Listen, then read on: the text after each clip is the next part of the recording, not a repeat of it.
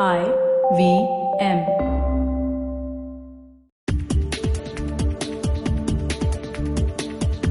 Ramya, what time is it? What time is it, Varun? It is story time. Oh, wow. Today I'm going to tell you a story about diabetes. Right up until the 1980s, we used to treat diabetes with insulin harvested from farm animals like pigs. It used to take pancreases from 23,500 farm animals to make just 1 pound of purified insulin. Eli Lilly, one American pharma company, purchased pancreases from 53 million animals every year. Can you imagine millions upon millions of frozen pinkish blobs loaded onto train carriages and processed at their factory? The entire endeavor was so inefficient that the world was constantly at risk of running out of insulin. Clearly, something had to change. And it did. After years of research, scientists figured out how to manufacture human insulin, not pig insulin, in a much more efficient manner without extracting it from animals. And now, companies all over the world make it better than we did just a couple of decades ago. India's very own Biocon is the world's 4th largest manufacturer of insulin. No pigs involved. It's a story about the triumph of engineering and ingenuity, transforming an old process to address a huge, urgent problem. Oh, and that factory where Eli Lilly harvested insulin from pigs, it's now a parking garage. So it's clear technology can remake the world. What seems like a way of life now can soon become outmoded. Just look at the mobile phone. Our smartphones that fit into our palms are now as fast and as powerful as the computers that sent the early Apollo missions to the moon in the 1960s. And in order to know where we're going to go with futuristic technology, we need to know where we came from. In our quest to feed ourselves better, one of the first uses of technology would actually be the use of fire to ingest more calories. It made our brains bigger and led to the development of the human race as we know it. Today we eat certain strains of crops or use technology to treat our food, and we also feed crops to animals and process those animals to get our meat. Industrialization of animal agriculture is just one of the many modern uses of technology that is at a juncture where it can be reimagined. Just like horse carriages became a thing of the past when cars were invented, growing and slaughtering animals for some of their body parts, when those parts can be grown or replicated without animal agriculture, may be the way our food system evolves, especially if we have some say in the matter. But every time we present the logic behind the work we do, the question devolves into the anthropological and historical aspects of why we love our food and what makes food so tasty. The food we eat today in India is by no stretch of imagination a monolith, and there are historical reasons for it. In India, colonialism and cross-pollination brought in a few ingredients and cooking techniques. The cultural diversity within India informed how we approach food very differently from one region to the other. Our understanding of comfort food or processed food is also molded by who we are. In this episode, we talk to someone who can help us pass through some of these terms to understand exactly where our food came from historically and what that signifies for how we will eat in the year 2050.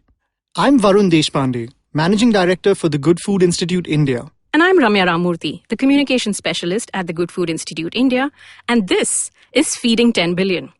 Our guest of the day today is Kurush Dalal, an assistant professor of archaeology at the University of Mumbai, Center for Extra Mural Studies. He also runs Katy's Kitchen, one of Mumbai's foremost Parsi catering companies. Started by and named after his mother, the iconic Katy Dalal, the business is run by Kurush now and his wife Ria. And as a trained archaeologist, historian, and culinary anthropologist, he's published 24 papers and given multiple lectures on the history of food. We can't think of anyone more apt to talk about why food is so irresistible in our series than Kurush. Kurush, welcome to the show. So what, according to you, are some of the biggest technological advances in the history of food since we started cooking with fire? The gas range, the mixer grinder, the microwave oven, and those would be the 3 biggest things, according to me. That's super interesting. So you're saying that in the entire history of food, many of the biggest technological advancements have actually come in the industrial age. Last 200 years. Wow. That's really interesting. I wouldn't have thought about it from that perspective. Yeah, I was thinking he'd get into like agricultural advances, like how we started growing grain and... No, that's not technology. Okay. Really. That's true. I mean, we're just refining technology there. Growing grain is a 10,000-year business. See, just think of it this way. Look at average Indian cuisine. Look at the amount of masalas and pastes and watan that you have to make. Then look at the amount of time it takes to make these masalas and pastes and watan. So if you're going to do all of this, how much time are you going to save if you can bung it into a mixer grinder? So a mixer grinder, a gas stove, and actually a washing machine have been some of the 3 greatest redeeming objects ever developed to free and emancipate women. That's true. I mean, you might not think so, but women at home would spend approximately an hour a day washing clothes. Now you throw it in the washing machine, forget about it. You come back at some point and 10 minutes to hang it up. If you got one with a dryer, even less. Same thing for lighting a stove, keeping it going, cooking, with fuel that you got to bring into the house or somebody's got to bring to the house, or fuel you got to buy, and then you have piped gas. So these things are huge. I was thinking more along the times of like making raw banana more edible as we, evolve. But it's a fascinating point, right? So there's a lot of interesting literature around the fact that TV dinners in the US freed up hours in the day for women, which is exactly the point that you're making. So what I take from the point that you just made is that it is entirely possible through technology to bring dignity to people to pursue things that they want to do in their lives, but that doesn't have to disconnect them from their history and what they want to do. See, there's been a lot of, stereotyping of gender. This gender stereotyping has created all kinds of problems for women and keeping women locked up in the house and making food. If you talk to traditional homemakers who are in their 70s and 80s, they will tell you that you made tea in the morning and you made breakfast. Once breakfast was cleared up, you were busy making lunch. You put lunch away, you had maybe half an hour to yourself, and then you were planning tea and dinner. In between, you had to wash the clothes, you had to make the bed, you had to clean up the house. Finish. That was it. Your day was over. And on Sundays or weekends, if you had them, your husband came home to a well-earned holiday and you worked twice as hard. So women never got a Sunday off.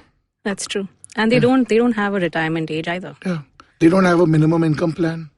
They don't have any insurance. And they don't have any system to fall back on.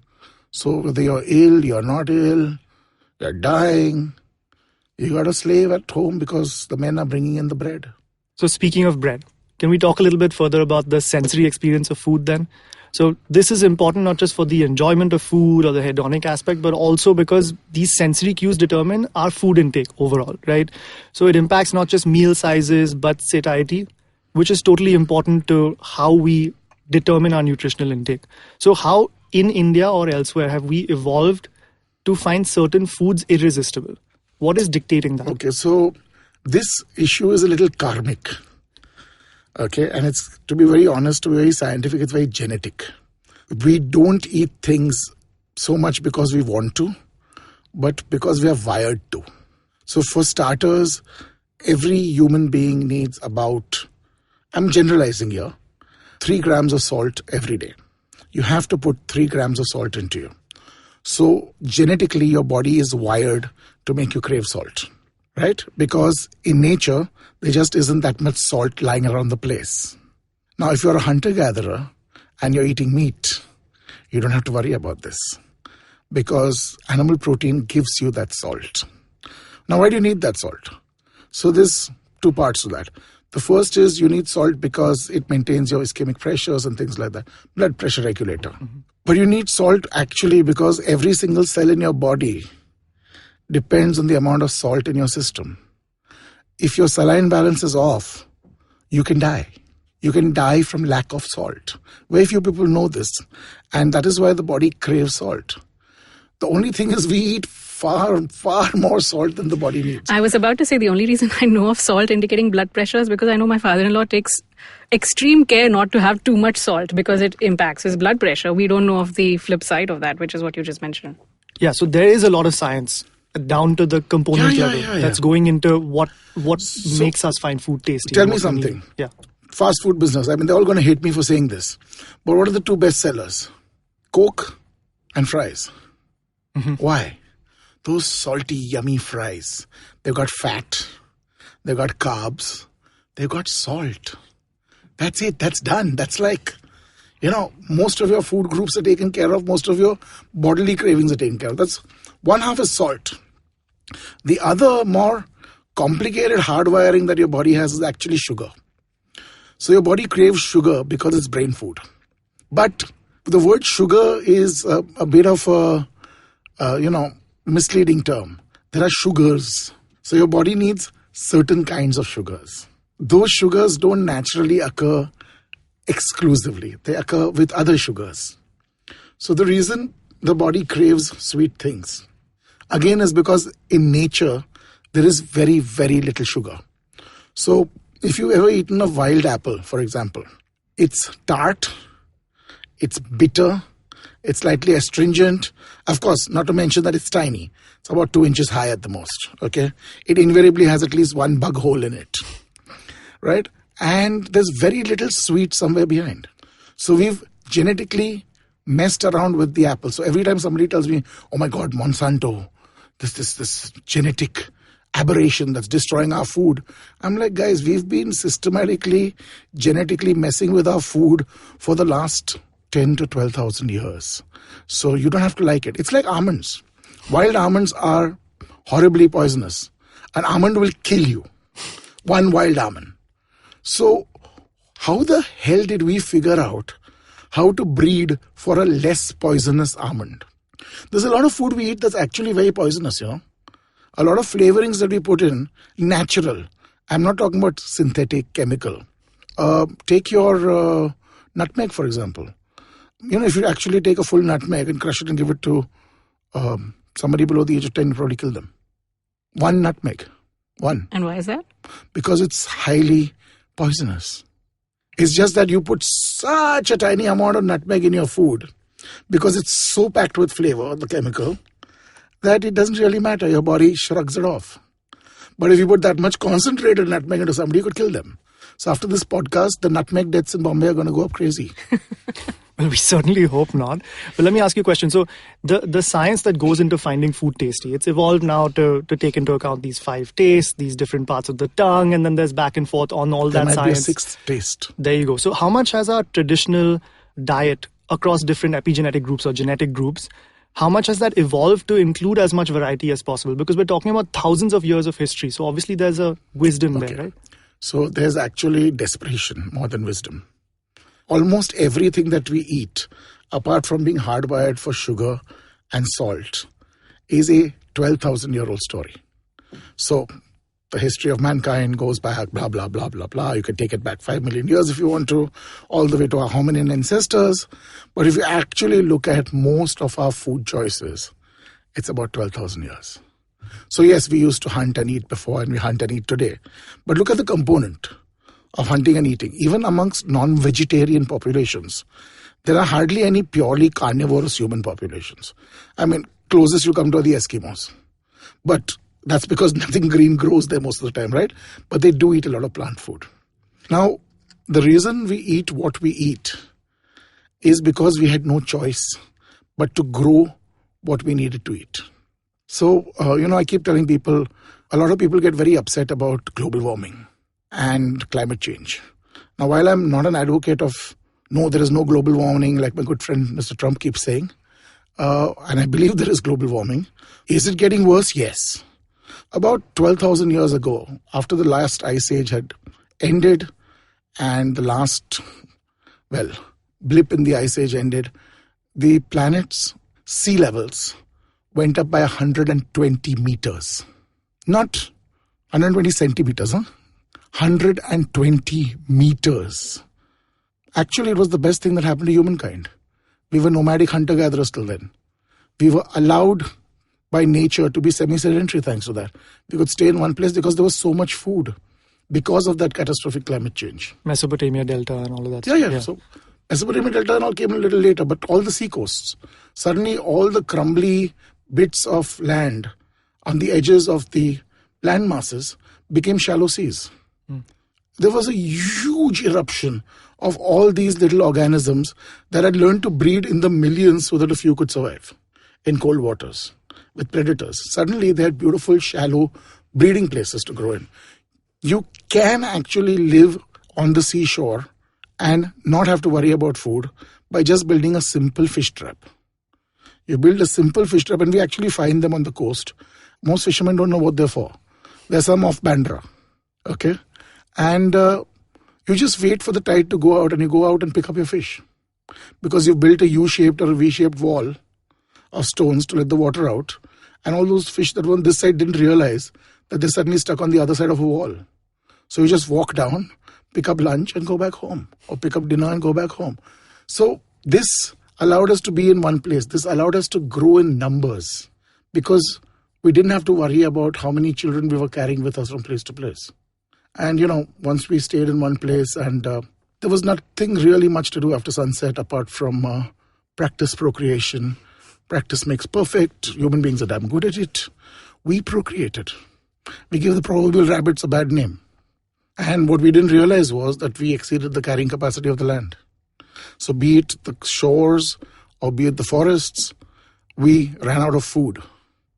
We pushed out weaker groups into semi-arid regions where nothing grew to take over their lands. These weaker groups had no choice but to grow their own food. And what do you grow when you grow your own food? I'm simplifying this, of course. This could be 8 weeks of explaining to you what is happening. But these weaker groups had only one choice. They had to grow something that they could grow once a year and store to eat for the rest of the year. What was it that they could grow to do this? What would stay? Grain. Some kind of cereal. So wheat, rice, barley, nachni, jowar, maize. All of these things. Yeah. Maize is probably the worst thing that you can eat as far as the cereal is concerned. It has the lowest amount of protein in it. Why? Because the wild progenitors of maize were the only thing, well, there were a couple of others that they tried, but the only thing in Mesoamerica that they could really grow in large enough quantities to provide fuel to burn for the rest of the year was maize. So they domesticated maize. And they worked at getting a bigger and bigger cob. But if you look at today's cob and you look at the corn cob, even 500 years ago, it's ridiculous. Today's corn cob is this one single color, is this huge foot-long cob, as versus, maybe 3 inches of grains on the original cob in all kinds of colors. And nowadays, some of those are grown as heirloom corn because they look pretty. Or purple corn. Yeah, purple corn, red corn. Yeah. If you work with corn farmers, they'll tell you that every now and then they get a few red kernels of corn. So they take them out and make sure that they don't grow them next year. So we're actually decreasing genetic diversity because nobody wants little red corn in their cornmeal.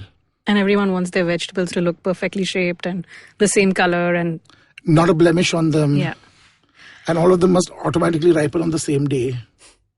So yeah, we have a lot of that. So what I'm basically getting at is when we had to grow our own food, I keep saying this in most of my lectures to my students, it's a mind-numbingly horrible thing to do.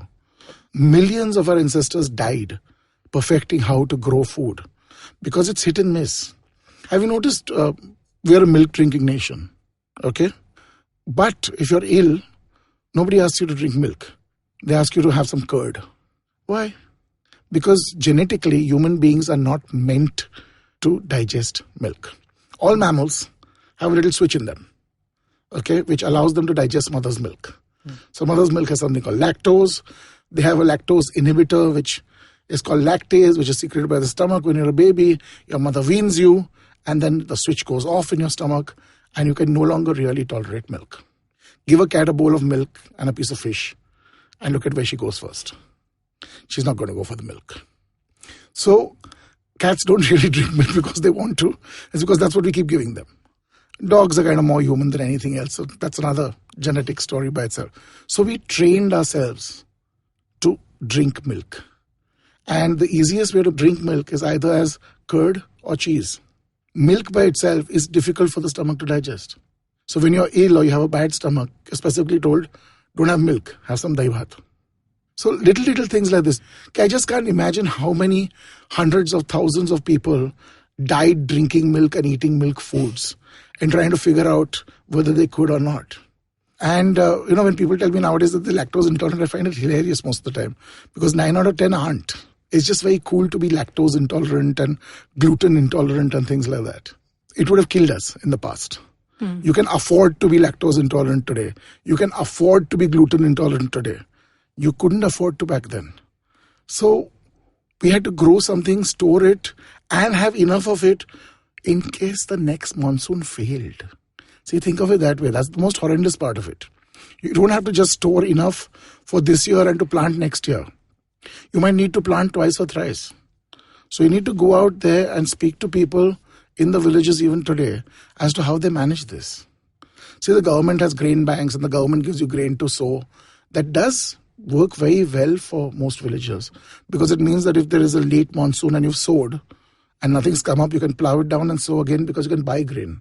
Little as 50 or 60 years ago, you couldn't do that. You mentioned dahi chawal, which is actually one of my greatest comfort foods. So I want to ask you this question. The heartiest meals we eat are sometimes described as comfort food. We know that the ideal mix of nutrition and taste would be something like a simple dal chawal. It contains exactly all the amino acids you need to form the perfectly protein-enriched meal for us if you're a vegetarian. So this is often described as the most perfect comfort food. So what are the sort of scientific or anthropological reasons for this sort of drive towards comfort food? Scientifically, if you're looking at analyzing comfort food, it all depends on people to people, location to location. So geography, economics, buying power, all of these things matter. So you'll find a lot of people who find burgers and fries comfort food. And you'll have the whole analysis telling you that, that's the most horrible thing that you could eat. Actually, it's not that bad, Burgers and fries are not really that horrible to eat. It's just too much burgers and fries, like too much anything is a bad idea. So let me put it to you this way. You like curd rice. Why do you like it? Is because you grew up eating it. If you live in southern India, almost every meal ends in curd rice. Why does it end in curd rice? People don't ask that question. They say, no. Oh, you eat curd, first rice, second rice, curd rice. So there's a WhatsApp forward going that says there's tryptophan in the curd rice that makes you... So like our ancestors knew there was tryptophan in it, and that's why they were jamming with the tryptophan, right? Really.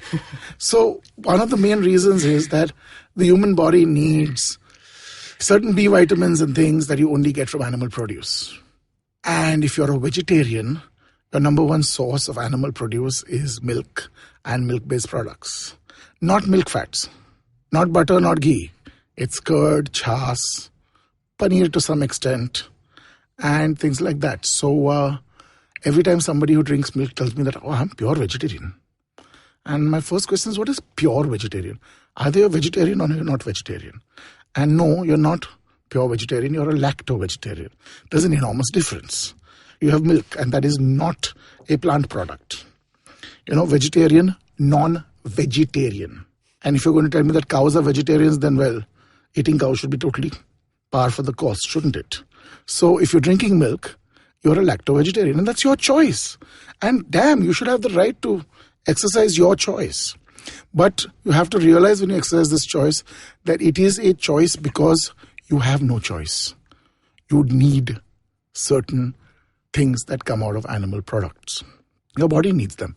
You don't have to get worked up about it. You don't have to get upset about it. You just have to be like, okay, so now I know that it's the tryptophan that's working on some part of my brain and making it happy, and the rest of it is B vitamins that I desperately need.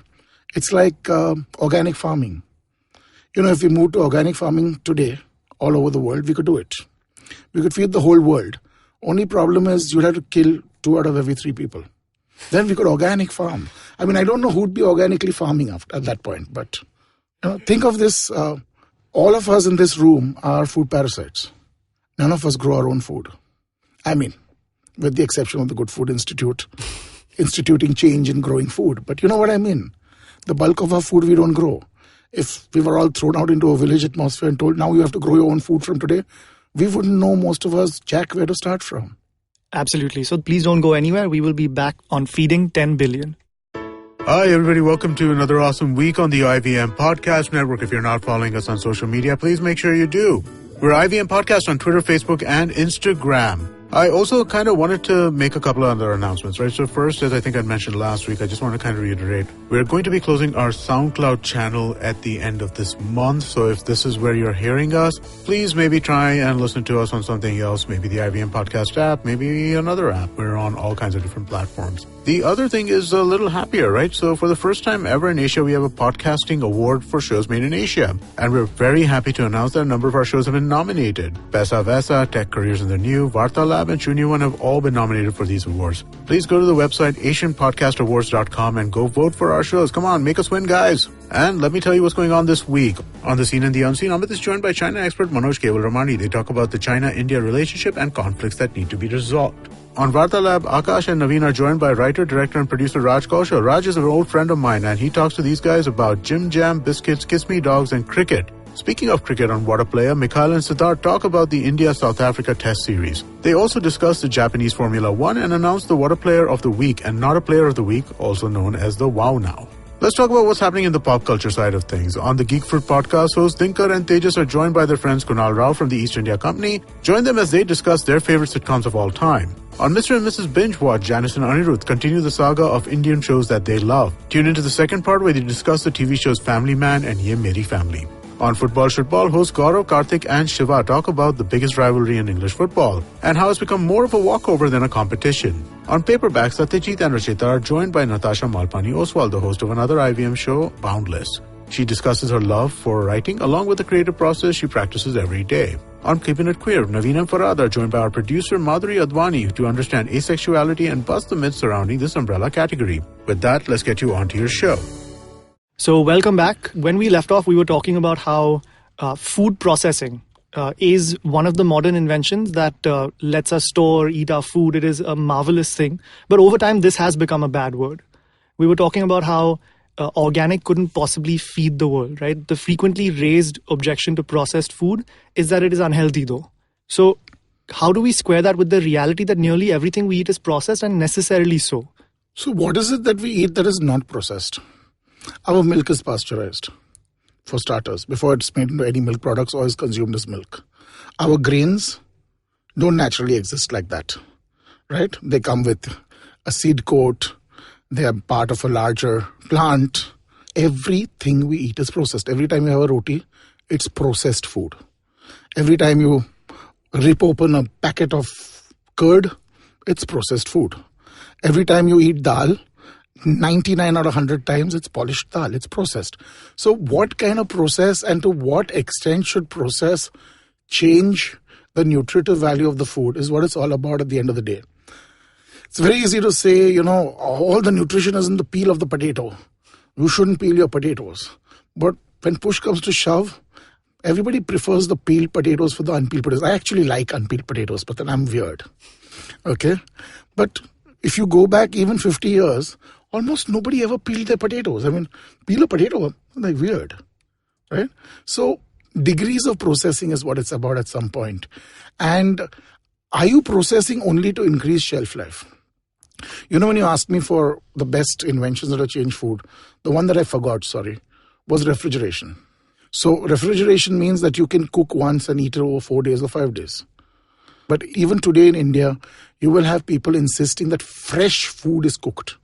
Somehow there is this stigma attached to taking food out of the fridge, popping it in the microwave and cooking it.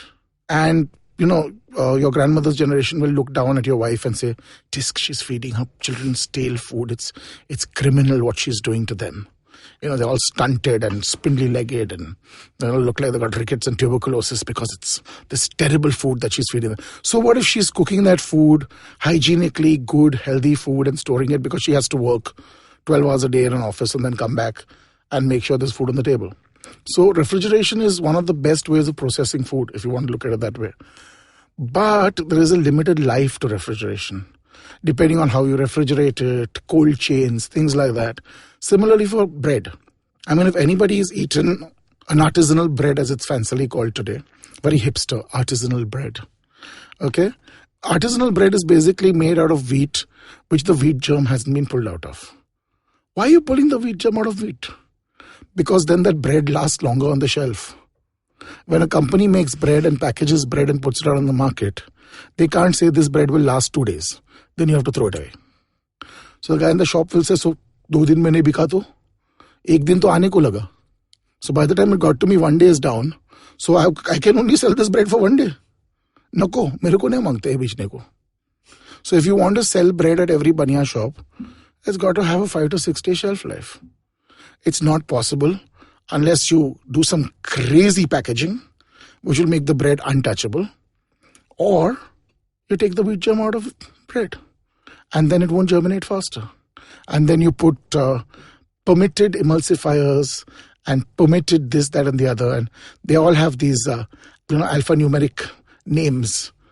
AM72 or whatever is added to it. And then, so you're substituting for that wheat germ that you've taken out with a purely chemical product. And then people say, oh, lovely bread here. And that bread that I bought from the bakery, khata ho gaya 2 din mein yaar. But that was good old bread with just yeast and atta in it, na? So we want certain things. We crave certain things. We mainline carbs. See, look at all our bread. 99% of our bread is white bread. It's made out of maida. Why? Because the body absorbs maida faster. So a body that's keyed to fuel intake, when you start shoveling fuel at it, just goes for it. Automatically goes for the white bread. It's not really that, I love white bread, that's why I eat it. Your body is tuned to love white bread. And for most of your growing up, there was nothing else but white bread and polished rice. So you eat white bread and polished rice, and you look at unpolished rice and say, tastes funny, huh? Takes so much time to cook. So everybody wants things easy. Everybody wants instant noodles, Instant nirvana is the name of the game. Cut packet, pour hot water, 2 minutes later, nirvana. Why do we love our Maggi noodles so much, for example? All our packaged noodles. We don't realize it was done to keep a nation from starving to death. That those instant noodles were developed after the Second World War to keep a nation from starving to death. And it ticks off it's actually pre-cooked. You can eat it straight up with the tastemaker on it. I mean, lots of people in Japan do that. And guess what? Again, it's got carbs, and more carbs. So you're mainlining fuel. So, one of the trends that we've seen in food is this rise of eating organic. But a lot of it seems like hype, because when you think about feeding ourselves sustainably in the future, is it really a possibility with localized organic food? For instance, regenerative agriculture has to be our focus for biodiversity. But the way our food systems are set up, we will need monocropping to get vast amounts of grain to feed animals to feed us. And as we know, like 70% of arable land globally is currently used to grow crops to feed animals. So is it really possible to feed 10 billion people by 2050 on this localized, pastoral, organic kind of agriculture? Or do we need to focus on making industrial animal agriculture better? Think of it. 12,000 years ago, just before we switched to agriculture, the human population on this planet was between 2 to 10 million individuals. There are 22 million individuals in Greater Mumbai today. What does that say? We are outstripping the carrying capacity of the land. For the last 10,000 years, our war has been how to grow more food because there are more of us. How to get pound for pound more food per acre, per gunta now. That we've really split all our holdings into ridiculous, tiny little plots, right? Nobody farms because they want to. The average Indian citizen of the urban Indian milieu has to get it out of their heads that the sons of the soil are toiling away because this is what these noble people want to do. Give them a job in an AC office as a peon in Bombay and he'll jump tomorrow to it. And that's what's happening. I work in the field. I work in the rural areas and I see people abandoning their fields and their tiny landholdings every year. Why is this happening? Because growing food is a bloody difficult job. Let's say we all became lacto-vegetarian. Let's say we all stopped eating meat. It was this beautiful thing. We all decided we're going to save the planet. We're all going to go lacto-vegetarian from tomorrow. What does an average farmer do?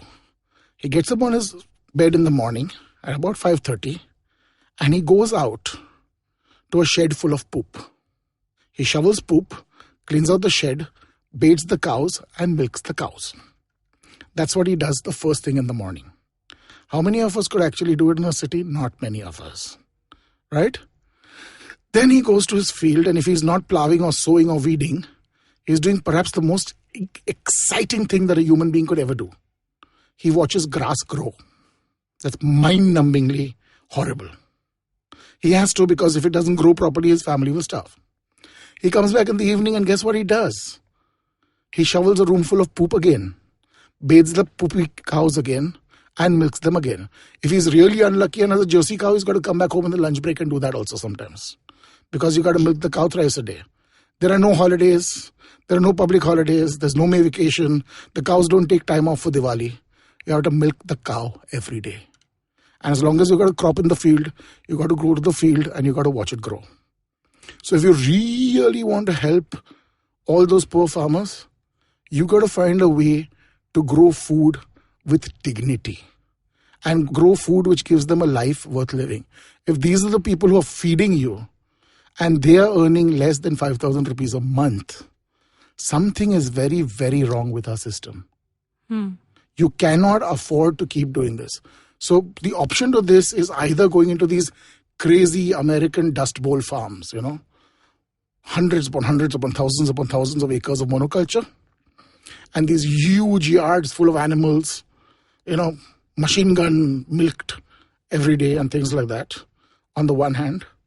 Or on the other hand, we have to seriously look, at synthesizing our foods.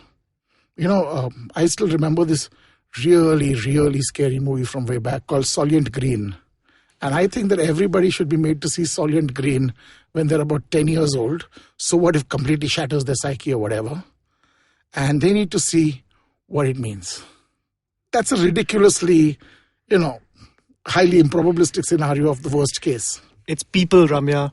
It's people. I thought you were making it up when you I said was not Charlton making it Heston up. turned out. I never make anything up. Everybody ultimately becomes food for everybody else. And that's a very nice Christian thing, right? Ashes to ashes, dust to dust. That's such a lovely way to go. So think of it this way. If you really wanted to grow a lot of very good organic vegetables, one amazing way to do it would be to have pod burials. Think of how many people die every year in India. If you could plant every single person with a fruit tree, in a pod, where they would provide nutrition to that fruit tree. Think of how many fruit trees you could grow. Just do the stats. How many people die in India every day? How many fruit trees could you plant? How much greening could you do? But it's an icky solution, right? We don't want to talk about it. These are our loud words turning into apples, bananas, pears, pineapples, whatever they are. Kind of cannibalistic, isn't it? But we're okay with all other kinds of manure. If there's fish manure in it, that's cool. So we're very weird people that way. Either we grow synthetic food, or as a lot of science fiction writers have said, we start growing watered yeast, which we flavor. And we can texture and flavor yeast in some amazing ways. It's just that we have to make it viable and we have to convince people to eat it. But if we pass 12 billion at the rate that technology is going, the best estimates say that 10 billion will be jobless, which means that we will have to feed them for free. Oh, wow. So that is the statistic that I am least worried about because I am definitely dead before that. So you mentioned in developed economies like the US, where you have these concentrated animal feeding operations where meat consumption is high, and the meat is sourced from these feeding operations, they rely on this industrial animal agriculture, which means growing or importing lots of feed or grain to feed to these animals, and then, speeding up their growth, protecting them from disease with antibiotics, all of these various things until they're slaughtered for meat. Now, in India, we're only at roughly 5 kilograms of meat consumption per capita every year, right? So as we continue to demand more and more protein and the population continues to increase, do you see us moving more towards that industrialized mode of production? Would that be an inevitability in this country? So, okay, number one, ask any good Maharashtrian family. Traditionally, what is eaten at lunch on Sundays? And 9 out of 10 times the answer will be chicken. Why? Why do they eat chicken on Sundays? Have you ever asked them? I'm Marathi myself, but we don't eat chicken on Sundays. You know what I'm talking about, right? Yeah. The average urban Marathi household eats chicken on Sunday. It's a treat. Why? Why chicken and why on Sundays? Well, number one, you do it because of the British. Because they gave you the weekend and Sundays off. That's what most Maharashtrians don't realize when they're eating chicken, that it's homage to the British system.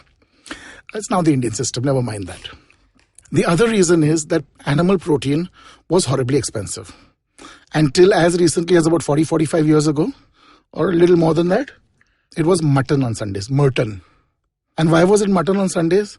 Because if you slaughtered a goat, you had to eat the whole goat. And no family could actually consume a whole goat in one day, and there was no refrigeration. So there was no way to process that animal and stretch that animal over more than that day. So once a week, you slaughtered an animal in the village and everybody came and took a vata and went home, and the men were free to go and get it. If you go to the chicken shop, even today, you'll see the Hathgadi wala outside in Maharashtra selling little vatas of watan, adrak, mirchi, kothmir, lasun. Why?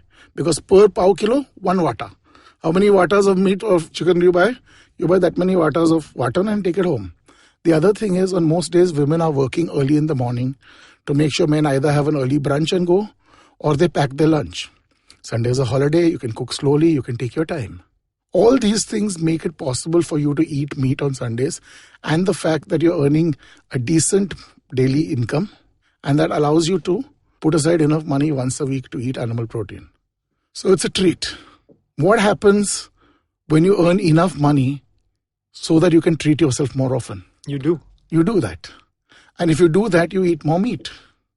So the reason that we switched from mutton to chicken is simply because chicken had higher aspirations. Chicken was about 3 times as expensive as mutton, till as recently as about the late 50s, early 60s. And then the broiler industry came to India, and banners in Bombay's markets were chicken for the price of mutton. So wow, chicken, it's aspirational. We really can't afford to eat it, but I can take home chicken today instead of mutton. Wow. My family will be happy. So women went into a shock because you can't cook chicken as long as you need to cook mutton, and those masalas don't work. So you need to rejig the whole thing, and then you realize that this bloody chicken cooks faster. It takes less time, less effort. And the menfolk in the family think it's aspirational. Let's go with them. Let's insist that we have chicken if we can afford it. Right? So we are eating chicken like it's going out of fashion. Today, mutton is 3 times more expensive than chicken, if not more. And the chicken industry, which was not regulated by the government in its early years, has self-regulated itself to a large extent. It's one of the great success stories of Indian food, because the government didn't wake up to it and its potential till it had sorted itself out. Now, I'm not saying that we should do that. I'm just saying maybe we need to look at a less controlling aspect. Because the moment there's government control, there's government bribe and paying people off and shortcuts and all of that, and the cost overheads go up, so therefore you got to cut down somewhere else. So maybe there are, both the hands need to move in tandem instead of by themselves. And yes, we will be eating more meat. The more urbanized we get, the more people that are upwardly mobile and are having disposable incomes will eat more meat. There is no two ways about it. You can get self-righteous as much as you want and talk about the spirituality of vegetarianism or whatever. And there are all kinds of people, but people are eating more meat. Despite all the bans and all the, talk that there is on the street, consumption levels are going up. Just look at the figures. You don't have to believe me. Look at the stats. Should we move towards growing watered meat? Yes. Why not? If it tastes as good, has the same kind of protein content, and can be regulated in a manner which makes it cheaper than, animal protein that's grown traditionally, I think you have a win-win situation. It's like basa. Everybody's eating basa like it's going out of fashion because it can be bred in large pools, and pound for pound is giving the breeders as much money as they want, and it's giving the consumers what they want. And it's cheaper protein. So I can't afford to eat surmai and rawas as often as I can afford to eat basa. Let's eat basa, which means people grow more basa, which means the price of basa goes down further. So it's a win-win situation, actually. On that note, we'll take a short break. Stay tuned for more conversation on Feeding 10 Billion. Advertising is dead. Yep, you heard me right. Advertising is dead. We're all in the content business now. Let's not call it news, TV, radio, etc., etc. It's all content, and we're in the middle of this weirdly exciting phase where all the borders and lines that have been drawn over decades has been swept away by this lovely thing called the internet. We're a show where we don't dwell on just the stuff that is now, but rather the wider stuff about advertising, media, content, and the whole goddamn circus surrounding it. Tune in every Tuesday for our weekly unboxing of the mystery box we used to call advertising. I'm Varun Dugirala, co-founder and content chief at The Glitch, and this is my new podcast, Advertising is Dead. Welcome back. So we've been talking a little bit about the evolution of food. As we know, many of our food staples that we eat today in India, it's not really questioned. We assume that things have always been this way, but they've actually evolved and they've been brought into our country as a result of trade. So if you look at potatoes and chilies, they came with the Portuguese. Tomato wasn't that common even as recently as 60 years ago. And now we have ketchup, which is a staple. Fruits like guava, custard apple, they're only 200 years old. So even though we have this perception that what we eat today has always been this way, what's actually happened is that modernity and trade has allowed consumers a ton of choices. So how do you think about how this is going to evolve in the future? Is this going to continue? Okay, so this is a huge question and you could probably have a whole podcast on this. But to put it in a nutshell, there are two big waves of food into India. One is the post-New World discovery wave. So all the New World foods, your potatoes, your chilies, your guavas, chikus, tomatoes, so on and so forth, whatever. So that's one wave. But there has continuously been food migrating all over the world. Most food archaeologists are quite sure that millets originated in the Horn of Africa. And, sorghum is one of the most grown grains in the world, even if it's not grown for human consumption, right? So that's jowar, basically, to us ordinary people. Food has continuously moved. For years and years, one of the big trades out of Western India was pepper. Pepper went to Rome. Pepper went up the Red Sea. And pepper, people like to call it black gold and say it was horribly expensive. It wasn't really horribly expensive. Such huge volumes of pepper were being shipped out of the west coast of India, especially from Muziris, that a common legionary, far away, far outflung on the Roman outposts, could afford to buy pepper. How do we know this? We know this because we look at Roman latrines. And the outer skin of peppercorns doesn't dissolve. So archaeologists do some really weird stuff to find out about what people were eating. What I'm trying to get at is food migrations are migrations with people, migrations of people to places where new foods are available, and actually migration of foods to places. So this is a very complicated system. Look at your butter chicken, for example. Today, there is not a dhaba in India where you can't eat butter chicken. And you think butter chicken is so Indian, it's not funny, right? But butter chicken is as recent as 1948. It's basically how to reuse yesterday's leftover tandoori chicken. You make a beautiful birista with onions and tomatoes. You grind it to a paste. You add cream to it and spices. You rehydrate this chicken. And you do what everybody thinks is French cooking. You mount it with butter. More through a burr. Sounds so cool, no? And that's butter chicken. And you'll get every kind of variety of butter chicken under the sun in the dhabas of India. And people tell you, butter chicken, people of the Northwest Frontier Province have been eating it forever. People tell you, tandoori came from the Northwest Frontier Province. Yeah, it came back from the Northwest Frontier Province. The earliest tandoors that we know of in India come from Kalibangan, a Harappan site in Rajasthan. And we know that they had chickens in Rajasthan at Kalibangan. So they probably made tandoori chicken there the first time. Who knows? So what I'm trying to get at is food keeps moving with people. And again, we romanticize. We tend to romanticize food and food products and dishes. A lot of food that we think is super yum is very often starvation food. So for example, in India, we go gaga about banana flowers. But where bananas really grow in bulk, if you ask them what they do with the flowers, they'll look at you and say, what, turn it into manure? Because what do you want to do with those flowers? I had a student who actually said that, he could prove that it takes more energy to process banana flowers than you derive out of banana flowers. It takes a lot of time to sit and take them out and make them. I know, because it used to be a delicacy in our house and it would rarely get made. So why is it a delicacy? Is it really a delicacy, or are you convinced that it's a delicacy? Because it's a starvation food. The stem of the banana tree, it has no taste. I don't know how much nutrition does it actually have in it, right? But we go all out and we spice it up nicely, and because these are starvation foods. These are foods that were eaten when there was nothing else. And kids were convinced that this was yum. And it's all the power of positive thinking. You think it was yum long enough? It is yum. And then when you're no longer starving, you crave those foods because they're memories of being happy and eating this together with your family and being told that it's yum. So a lot of things, as I said, keep moving. Potatoes, look at how we've taken to potatoes. It's still a shock for the common man when you tell them that there was no aloo in aloo parathas. There was no lagnache batatachi bhaji in a wedding in Maharashtra. That there was no aloo in the samosa. In fact, samosas were originally meat-based. But never mind that, and they're not even Indian. So, food techniques, processing techniques, foods themselves, grains themselves, recipes have continuously moved with people. Is that beautiful saying, that some automobiler had where he said, ideas have wings. One guy goes somewhere and eats something, sees it, he comes back and tells his wife about it, and says, oh, amazing. And all his friends says, Allah, tell your wife to make for us. And his wife makes it, and then she becomes the champion at making samosas. They might be nothing like the sambusak, but she's making them and everybody's eating them.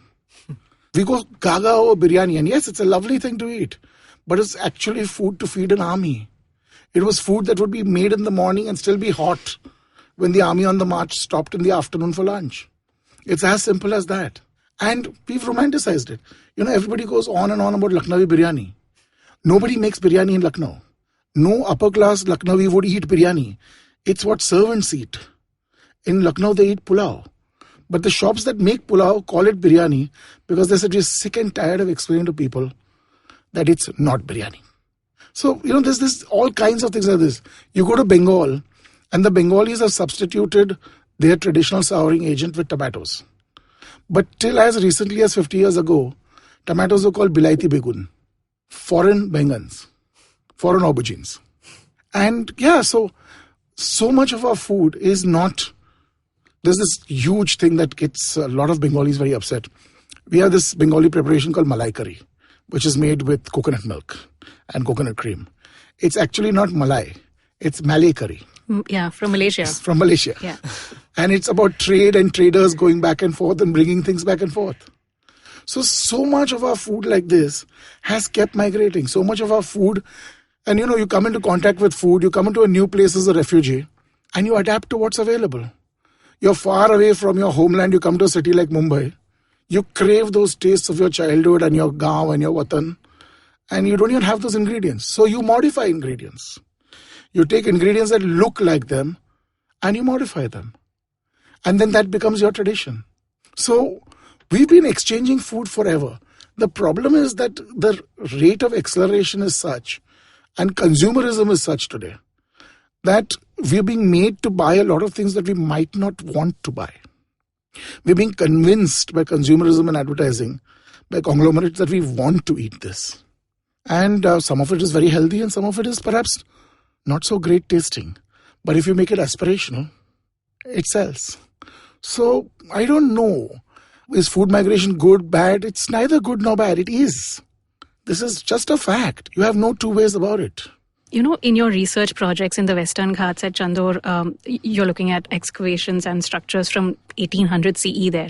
There's some reports on your research site saying that there are pillars that depict cattle there, which are called Gai Vasru.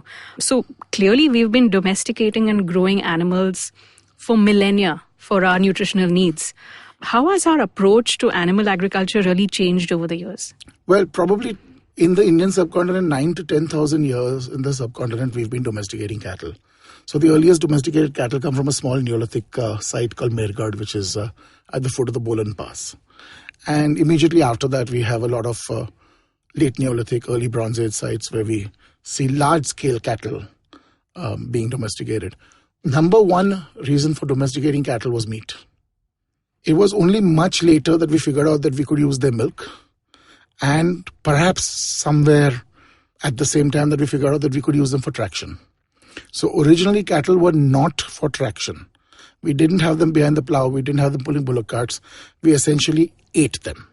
They were a food resource that we were growing, like any other food that we were growing. And it wasn't like you got up in the morning and killed a cow for breakfast. You could only afford to do it if there was a large enough number of people eating it, and if the entire village was eating it or something like that. So milk then becomes a renewable resource. So dairy farming is a compromise. You can either eat cow one day or you can drink milk for a number of years. What's your choice? And very few people really understand the process of domestication. We have systematically bred for the kind of cattle that we have today. So we've taken the ancestral wild cattle, which no longer exist in India. So there was a wild cattle in India. So there's still wild buffaloes in India, but there was also wild cattle, wild cows in India, which no longer exist. And we've taken them and we've systematically bred them for what we wanted. So number one was docility. Number two was meat mass. Number three was milk potential. So on and so forth. So depending on the area where we bred them, what kind of conditions were we breeding them to, what kind of food sources, what kind of water was available, what kind of terrain were we looking at. So terrain, terroir, all these very fancy words which are very in, we've actually automatically selected for all of them. It's just that we didn't use those words. So the Jowari cattle of the hills of Maharashtra or the Kankraj bulls of the Kutch, they're all bred very, very specifically for specific purposes. And yes, you do breed them for show also. Why not? I mean, animals look beautiful, it's a good thing. But the Kankraj bulls are the same bulls that we see on Harappan seals. With the huge dewlap, the huge hump at the back, the shorter legs, the large body. So we've been dealing with cattle for a very long time. And we realized at some point that cattle need a lot of land. And at this point, we made our compromises of switching to dairy instead of meat as our primary resource from cattle. Now, this is controversial and it's too simplified what I'm saying over here, but it's not possible to explain the whole thing without, a lot of data. But when the population increases, you need to increase your staple. Meat and milk are added benefits. There's no point in having butter and jam if you don't have bread. So you can live without butter and jam, but you can't live without bread. So if you're bringing in more and more land under cultivation in the Ganga Valley, because the population is growing. And why are you doing it? The population is growing because your children are free labor. Very few people realize this. A farmer's children are free labor. If he's got to hire somebody else's children, he has to pay for them. Right? That's hire. So his children are free labor. The more children he has, the more labor he has. He, she, it, whatever. So these are very horribly cruel realities to face. You have more children, you need more food. So automatically your dependence on meat goes down because you can't afford to have that dependence on meat. You need to put more and more land under cultivation for grain. So that's the spiral that we've had in most of northern India. Now it hasn't necessarily been so elsewhere, but then there have been climatic conditions and things like that which don't allow us to have a very large meat-based farming industry. I used to love telling my friends from America that we were going to cook some free-range lamb. And they'd be like, oh, okay, wow, like free-range. Yeah, it's an artisanal free-range, hand-reared. That's because all the bloody lamb in India was artificial, free-range and hand-reared. There was no other bloody kind of sheep that was available or goat that was available. That was it. But it's such a difficult concept for people who now are factory processing meat. That non-factory processed meat certainly is premium. Whereas most people in India would have killed at that time for a good hunk of New Zealand lamb. Because it was meatier, fattier, softer, bred for the table and not just scrub goats doing their thing, walking on the Deccan Plateau. And of course, you talked a little bit about poultry as well earlier, the evolution or the breeding of the jungle fowl to what it is today in these concentrated feeding operations, both for broilers as well as for egg-laying hens, has been quite stark. The difference has happened over the last decades quite rapidly. Yeah, but have you realized that almost all the chicken that we eat today is not of Indian origin? These are all, for example, Venki's use something called the Ven cob, but basically it's the cob breeders who are producing the cob chicks. So they might have become very Indian today. There aren't really Indian strains that we've bred. These strains have all been bred abroad. One of the great things about India is that we let other people do the research. You do the R&D, then we'll buy the product off you once it becomes cheap. I mean, we don't make as many cell phones as China does, but we're probably selling them faster. Yeah, that's interesting. That's another point about food migration where I also read recently that pigs who have better genetic characteristics were being imported from Canada to build up this factory farming system of pigs in places like Pune and other parts of India as well. So I think that that's already happening, as you say, and it's happening more and more rapidly as time goes by. See, you want more bang for your buck. For example, the whole of Rajasthan and Punjab did not grow makkah. There was no makkah di roti in Rajasthan 300 years ago. 200 years ago, there was no makkah di roti in Rajasthan. Most Punjabis look at me like I've just slapped them, or violated some religious tenet of theirs. But it wasn't there. The reason that makkah took over from barley is simply because pound for pound, acre for acre, you get more grain if you grow makkah and less if you grow barley. So what if barley is a much healthier grain to eat? It was jaw di roti. You almost do not see jaw at all anywhere in that form all over Punjab today, all over Rajasthan. Everybody is monocropping makkah because pound for pound you're getting so much more makkah per acre.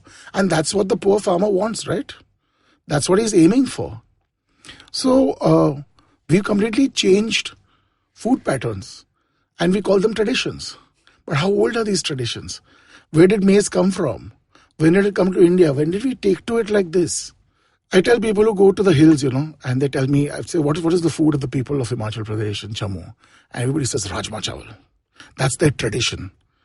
Rajma is 130 years or 140 years old in India. It comes from Mexico. It's not even an Indian legume.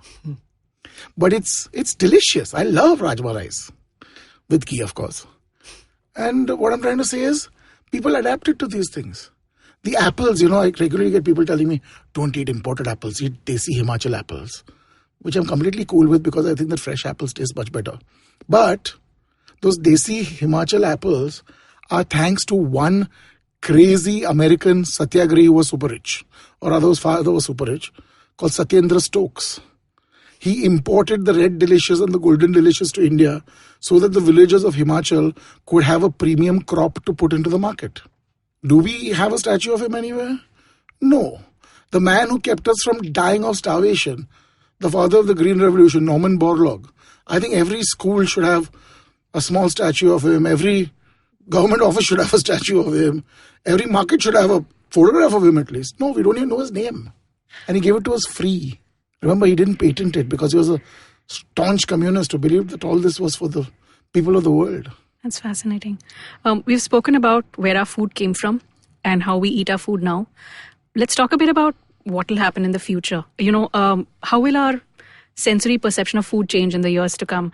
Will we be happy eating our daily calorific requirement in the form of pills? Will our notion of real or comfort food really evolve? In the year 2050, what will we be eating? So 2050 is too short a time for us to be eating pills or bars or things like that. Okay? We will be eating more or less what we're eating today. Will there be as much choice? That is the main problem that people are worried about. People who research food and who work with food are genuinely worried about whether the diversity of food will exist 50 years from now, or 30 years from now, or 100 years from now. The fact that so many forage foods that we used to forage outside our villages and cities have almost completely disappeared. So some of them have made brief comebacks because it's cool, trendy, hipster to do it. But these things need to be done in a sustained and sustainable manner. So for example, there's this beautiful wild mushroom, type of mushrooms that grow in Goa for a very short season every year in the forests. All of a sudden, it became totally cool to eat those mushrooms. In a short span of 20 years, the diversity in species has dropped by 50%. We are over-harvesting them in the jungles. We're not giving them a chance to come back, right? Because the demand went up. So foraging is not necessarily the answer. It has to be sustainable. So anything that we do in food has to be sustainable. I mean, I'm not talking about, Charlton Heston going, it's people in Soylent Green. I'm not talking about that. That is a doomsday scenario of the worst kind. But yes, we are mainlining more and more carb. We don't really care what goes into our protein. That pasta has huge oxytocin levels. Nobody really understands how good or bad it is for us. The fact that there's antibiotics in all the chicken we eat, or most of the chicken we eat, and well, we seem to be cool with that. Well, based on that, what I'm taking away from the conversation is that even though food is evolving, it should include a link to the past. In fact, it has to include that link to the past. It has to account for the evolution of culture and consumers. And it's highly unlikely, at least immediately, to be the stuff of science fiction, but maybe in 2050, who knows? Yeah? All right, thank you. So Kurush obviously has some very eclectic ideas about the future of food and what needs to happen in order to get to a future where we're feeding people sustainably. My main takeaway from our conversation is that a better world is possible through fundamental redesign. Pat Brown, the CEO of Impossible Foods, who used to teach biochemistry at Stanford University, says, "Unlike the cow, we get better at making meat every day. And it's time for the next wave of technological revolutions to make meat and indeed other foods in a better way that's also better for our planet and its inhabitants." If we want to have a planet to preserve, we need to rethink how we can sustainably feed all of us in the next 30 years. If you like this podcast, don't forget to check out other interesting podcasts on the IVM network. You can listen to us on the IVM Podcast app or ivmpodcasts.com. You can also follow us on our social media. We are at IVM Podcasts on Twitter and Instagram. And if you want to reach out to me, I am Varun D7 on Twitter and VAROONFIVE, Varun5 on Instagram. You can come ask me why. And if you want to reach out to me, I am Cryptic Caprice on Twitter and Dithering Funambulist on Instagram. Please don't ask me why. Join us next week for another episode of Feeding 10 Billion.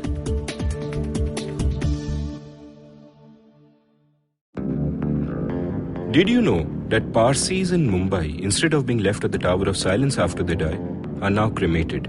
And why? Because a cow fell sick in the early 1990s. Did you know that the smog in Delhi is caused by something that farmers in Punjab do and that there's no way to stop them? Did you know that there wasn't one gas tragedy in Bhopal, but 3? One of them was seen, but 2 were unseen. Did you know that many well-intentioned government policies hurt the people they're supposed to help? Why was demonetization a bad idea? How should GST have been implemented? Why are all our politicians so corrupt when not all of them are bad people?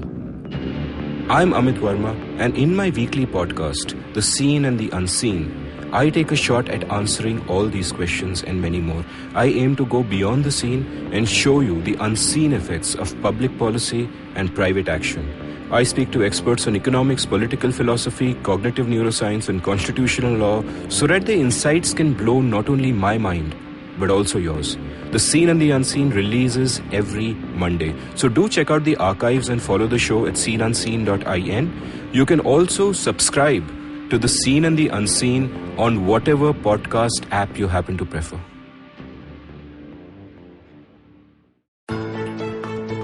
How aware do you think you are of your laws and rights? Do you look up to laws when you are caught up in situations? Do you know what your rights are when you're stuck somewhere bad? Well, here's a show that can help you move an inch closer to being aware of what your rights are. Tune into Know Your Qanoon with me, Amber Rana. This is a podcast meant to answer all your law-related queries. Catch Know Your Qanoon every week on the IVM website or the app or anywhere you get your podcast from.